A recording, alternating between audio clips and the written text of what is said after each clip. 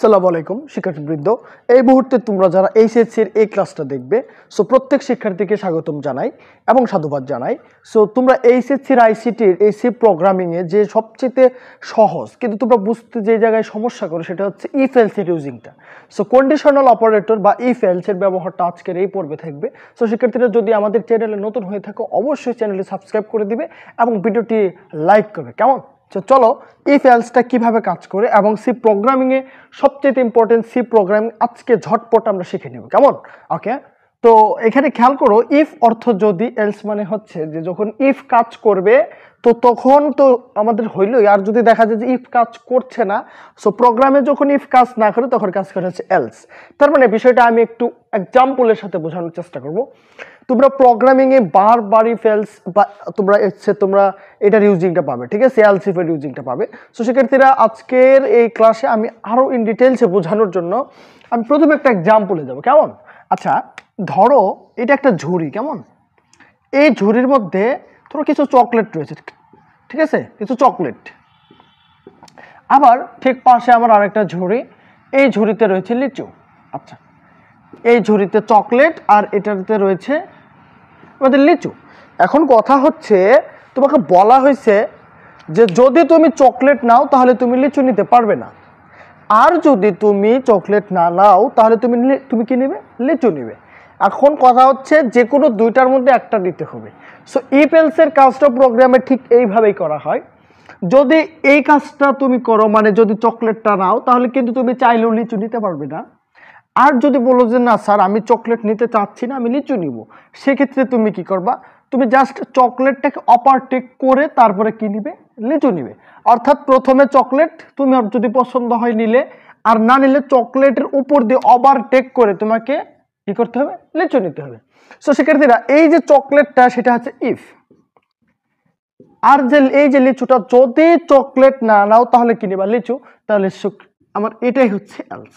ওকে, আশা করি এক্সাম্পলটা ভালো লাগছে। মানে যদি প্রথম যে শর্তটা সেটাই হচ্ছে চকলেট, তারপরের শর্তটা লিচু। চকলেট যদি নাও এটা হবে ইফ, আর চকলেট যদি না নাও সেটা হবে এলস অর্থাৎ লিচু। ওকে, যে কোনো একটা নেবে, ঠিক আছে, একাধিক কিন্তু নেওয়া যাবে না। তো শিক্ষার্থীরা এই কাজটাই যদি প্রোগ্রামিংয়ে করি তাহলে কিভাবে হয়, চলো একটু প্রোগ্রামিং এইটার ইউজিংটা দেখে ফেলি। কেমন? আচ্ছা, তার আগে একটা কাজ করো, আমি জোড় সংখ্যা নির্ণয়ের জন্য একটা প্রোগ্রাম লিখতে চাচ্ছি, সেটা আবার ইফ এলস এর সাহায্যে। খুবই ভালো করে মনে রাখবো, জোড় সংখ্যা নির্ণয়ের আমরা যে প্রোগ্রামটা লিখবো সেটা আবার কি দিয়ে? ইফ এলস দিয়ে। চলো একটু দেখে ফেলি। সো এখানে হ্যাশট্যাগ দিবা ইনক্লুড, তারপরে হচ্ছে stdio.h, এটা আমি আগেই বলেছি। তারপরে ইনক্লুড দিয়ে তোমরা হ্যাশট্যাগ দিয়ে মানে কোনিও দিতে পারো, হেডার ফাইল। সো আমি সেটা দিচ্ছি না, আমি ডিরেক্ট যাচ্ছি মেইন ফাংশনে। সো শিক্ষার্থীরা মেইন ফাংশন লিখলাম, লেখার পরবর্তী কাজ হচ্ছে এই যে মেইন ফাংশনটা করে নিলাম। এখন আমি জোড় সংখ্যা নির্ণয় করব। সাইডে তুমি লিখে নিতে পারো মানে জোড় সংখ্যা নির্ণয়ের, মানে জোড় সংখ্যা মানে নির্ণয়। হ্যাঁ, সো এই যে আমরা কন্ডিশনাল অপারেটরটা শিখতেছি মানে ইফ এলস, এটার সাহায্যে আমরা জোড় সংখ্যা নির্ণয় করব। এখন একটা কথা বুঝো শিক্ষার্থীরা, যদি তুমি একটা মানে সংখ্যা ধরে নাও, সাপোজ ইট দিয়ে তুমি একটা সংখ্যা ধরে নিলা, সাপোজ হচ্ছে এন, ঠিক আছে, এন একটা নাম্বার। এখন এটা আবার কেমন number?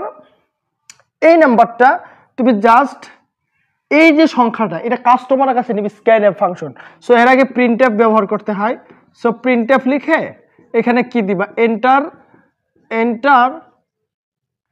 A value, enter a value মানে আপনি একটি কি দিন মানে মান, তারপর হচ্ছে স্ল্যাশ, এই যে নিউ লাইনটা দিয়ে দিলাম। এখন এটা আবার স্ক্যানএফ এ থাকবে। স্ক্যানএফ এ কি থাকবে শিক্ষার্থীরা? এন এর ভ্যালুটা লেখার জন্য পার্সেন্টেজ ডি ব্যবহার করি, কমা দিয়ে তারপর হচ্ছে আমাদের হবে এন্ড চিহ্ন, এরপরে হবে এন। সো শিক্ষার্থীরা স্ক্যানএফ এবং ওই যে প্রিন্টএফ এর কাজ তোমরা জানো, এটা ব্যবহার করে ফেললাম। এখন আমি জাস্ট ইফ এলস এর মাধ্যমে যদি কাজটা করতে চাই তাহলে একটু খেয়াল করবা যে এখন কি ব্যবহার করব। এখন ইউজ করব ইফ। এখন জোড় সংখ্যা নির্ণয় করতে গেলে যে কাজটা করতে হয় সেটা আগে একটু ক্লিয়ার করে নেই। জোড় সংখ্যা নির্ণয় শিক্ষার্থীরা ভালো করে মনে রাখবা, জোড় সংখ্যা কিভাবে বুঝবা? ধরো এই একটা সংখ্যা, আচ্ছা এই সংখ্যাটা কত? 4। আচ্ছা 4 কে যদি 2 দিয়া ভাগ করো, ভাগ করার পরে অ্যান্সার হবে 2, কিন্তু ভাগশেষ কত? ভাগশেষ হবে 0। অর্থাৎ এই যে 2 দিয়া যদি 4 কে ভাগ করি, এইখানে যায় 2 বার, এটা 4, নিচে 0, এই যে শূন্যটা কি ভাগশেষ। এখন কথা হচ্ছে 5 কে যদি তুমি 2 দিয়া ভাগ করতা তাহলে সেক্ষেত্রে কি হইতো, ভাগশেষ কিন্তু আসতো 1, অর্থাৎ শূন্য আসে নাই। এখন ইফ এর মধ্যে যে কন্ডিশনটা ফেলবো যে কোনো সংখ্যাকে যদি 2 দিয়ে ভাগ করার পর ভাগশেষ 0 হয়, সেটা হবে আমাদের কি সংখ্যা, জোড় সংখ্যা। আর যদি ভাগশেষ 0 না হয় সেটা কি হবে, অবশ্যই কি হবে, জোড় সংখ্যা হবে না, অর্থাৎ বিজোড় সংখ্যা হবে। সো ইফ এলস এর মাধ্যমে কাজটা করি। সো ইফ লিখলাম, লেখার পর ফার্স্ট ব্র্যাকেট দিবা, ইফ এর মধ্যে একটা কন্ডিশন দিবা। আর সেটা কেমন কন্ডিশন, এই যে আমি যে লিখলাম এই মাত্রই যে যদি কোনো সংখ্যা 2 দিয়ে, এখন আমি কি সংখ্যা ধরছিলাম n, এই যে জাস্ট nটা লিখবা, সেটা 2 দ্বারা মানে বিভাজ্য কিনা এর জন্য করণীয় হইলো মানে %2, এটা মানে হচ্ছে 2 দিয়ে ভাগ করার পর ভাগশেষ যদি 0 হয়, এটা কন্ডিশন, এটা মডিউল, ঠিক আছে, এটা ভাগশেষ করতে গেলে এটা বোঝায় n মানে %2, মানে n মানে 2 দিয়ে ভাগ করার পরে যদি ভাগশেষ 0 হয় তাহলে এটা কি সংখ্যা, তাহলে তুমি প্রিন্টএফ করবা প্রিন্টএফ। এখন এটা কি সংখ্যা, ইভেন, মানে হচ্ছে জোড় সংখ্যা, ব্যাস ইভেন। আর যদি এই কাজটা না হয়, মানে এই 0 যদি না হয় ভাগশেষ, তাহলে কি হবে, এলস। এলস লিখে ব্যাস আর কোনো কাজ নাই, জাস্ট প্রিন্টএফ দিবে, প্রিন্টএফ লিখে এটার কাজ কি করে দিবা, ওড। আচ্ছা, আশা করি বুঝতে পারতেছো।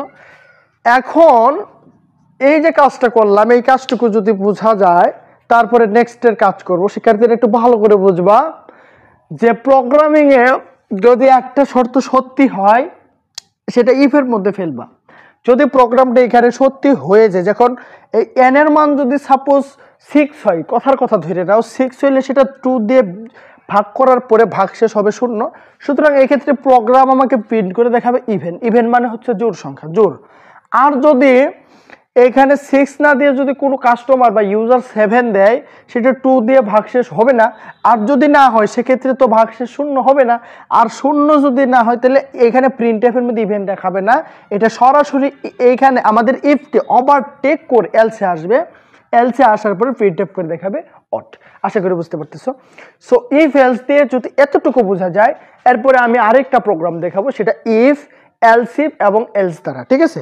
সো একটু খেয়াল করো, তোমাদের আইসিটি মেইন বইতে রয়েছে এরকম যে ইফ আছে, তারপরে আমাদের আছে হচ্ছে এলস ইফ ইত্যাদির মাধ্যমে। আচ্ছা, একটু দেখাই আমি। হ্যাঁ, ধরো এরকম রয়েছে যে আমি এইভাবে লিখলাম, এখানে আরেকটা বাটি দিলাম, আমি আবার সেম উদাহরণটা দিচ্ছি, চকলেট। এপাশে আরেকটা বাটি বা ঝুড়ি, যাই বলো, এটার মধ্যে লিচু। এপাশে আরেকটা বাটি, সেটার মধ্যে হচ্ছে জাম। এখন আমি তোমাকে বলছি তিনটার মধ্যে যে কোনো একটা দিবা, বা আমি আরেকটা বাটি দিয়ে দিলাম, এটার মধ্যে রয়েছে আম।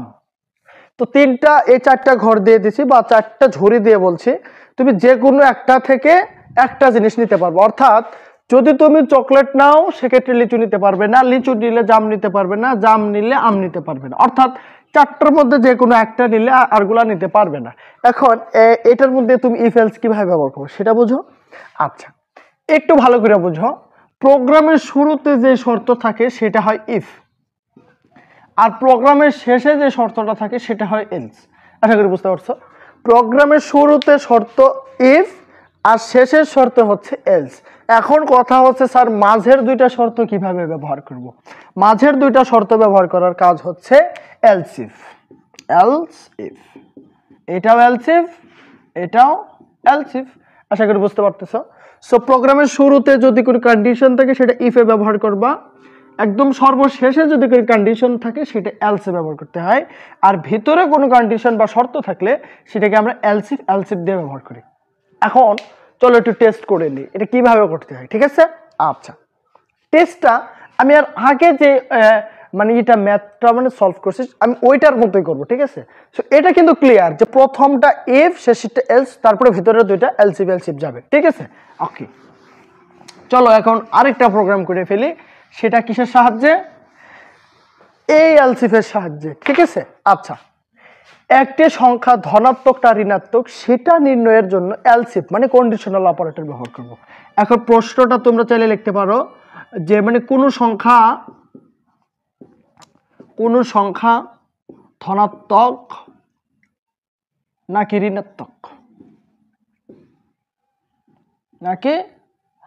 ঋণাত্মক সেটা নির্ণয়ের মানে প্রোগ্রাম লিখব। আচ্ছা, শিক্ষার্থীরা ধনাত্মক ও ঋণাত্মক সংখ্যা নির্ণয়ের প্রোগ্রাম যদি লিখতে চাই সেক্ষেত্রে আমার করণীয় কি? আচ্ছা, এখন তোমাদের কাছে আমার প্রশ্ন হচ্ছে ধনাত্মক সংখ্যা কাকে বলে? ধনাত্মক সংখ্যা হচ্ছে শূন্য থেকে বড় কোনো সংখ্যা হচ্ছে ধনাত্মক সংখ্যা। আবার শূন্য থেকে ছোট যদি কোনো সংখ্যা হয়, মানে শূন্য থেকে ছোট যদি কোনো সংখ্যা হয় সেটা হয় ঋণাত্মক সংখ্যা। অর্থাৎ এ যদি কোনো সংখ্যা হয়, এটা যদি শূন্যর চাইতে বড় হয় সেটা হবে কি সংখ্যা শিক্ষার্থীরা? ধনাত্মক সংখ্যা। আর এ যদি কোনো সংখ্যা হয় সেটা যদি শূন্যর চাইতে ছোট হয় তাহলে সেটা হয় আমাদের ঋণাত্মক সংখ্যা। তাহলে সংখ্যা পরিচিতি মোটামুটি বোঝা গেছে যে শূন্য থেকে বড় সংখ্যা হচ্ছে ধনাত্মক সংখ্যা, শূন্য থেকে ছোট হলে হয় ঋণাত্মক সংখ্যা। সো এখন কোনো সংখ্যা ধনাত্মক নাকি ঋণাত্মক সেটা নির্ণয়ের যদি প্রোগ্রাম লিখতে চাই সেক্ষেত্রে আমার কাজ হচ্ছে শিক্ষার্থীরা যে প্রথম চান্সে আমি স্ক্যান অ্যাপ ব্যবহার করতে পারি অথবা স্ক্যান অ্যাপ নাও ব্যবহার করতে পারি। তো জাস্ট আমি হ্যাশট্যাগ দিয়া ইনক্লুড stdio.h এই হেডার ফাইলটা নিয়ে তারপরে আমি দিলাম মেইন ফাংশন। ঠিক আছে, ওকে, আশা করি বুঝতে পারতেছ। এটা দিয়ে দিলাম। এখন পরবর্তী কাজ হচ্ছে আমার যে একটু দেখাই তোমাদের ভালোভাবে।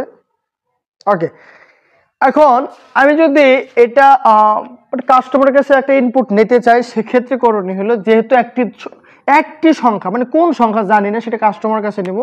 এর জন্য কি ব্যবহার করবা? ইন্ট সাপোজ হচ্ছে এ নিব। হ্যাঁ, এ একটা সংখ্যা নিব। এখন এটা প্রিন্টএফে দেখাবো যে প্রিন্টএফ এখানে বলবা এন্টার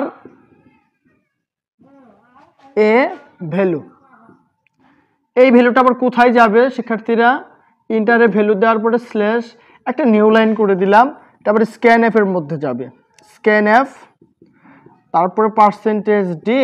কেন পার্সেন্টেজ ডি দিচ্ছি? যে এখানে যদি ইন্টিজার হিসেবে ধরেছি এর জন্য পার্সেন্টেজ ডি, এবং সেটা এন্ডের ভিতরে ঢুকবে, ঢুকার পরে এ থাকবে। ঠিক আছে, সো স্ক্যান অ্যাপ নিয়ে এর আগে আমি ক্লাস দিয়েছি।